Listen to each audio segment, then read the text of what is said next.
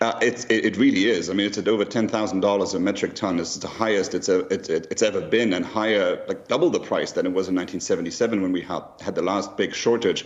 And this is not a war disruption. This is a direct impact of climate change, actually, as Ivory Coast and Ghana are experiencing extreme weather events, and that has a real effect on the price of cocoa, which then has an effect on the price of chocolate.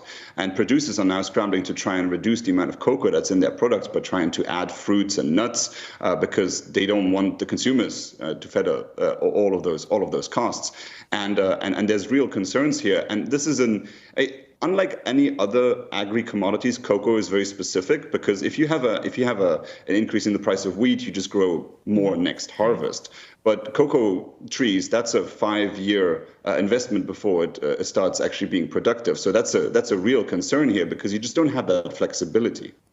Yeah, it's not one of those situations where you can just increase production necessarily by opening up the spigot a little bit further. And we even talk about how that takes time, right? In terms of crude production, for example, it's not an overnight situation, which this all kind of feeds into the complexities of commodities in general. I guess that was my next real question, is any relief in sight, right? Because it does take time to get cocoa production to reach the demand or to see it increase based on price activity we've seen. But do we need to see possibly demand destruction in some instances to drive prices lower, maybe?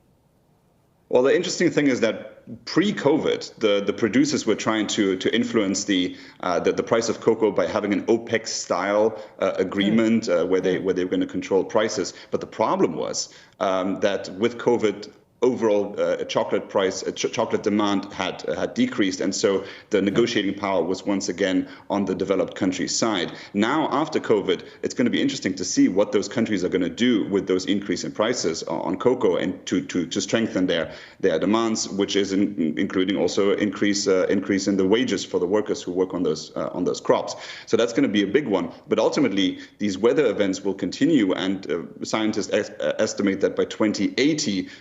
Ghana's cocoa production could be in severe trouble. Now, there is good news. Scientists are working actively to work on cocoa trees that are gene edited that could withstand those weather events. But it also requires those countries to be more open to that type of technology, but also the Europeans to be open to the import of that technology, because we've seen that the US-EU trade agreement failed because Europeans were concerned over genetic engineering.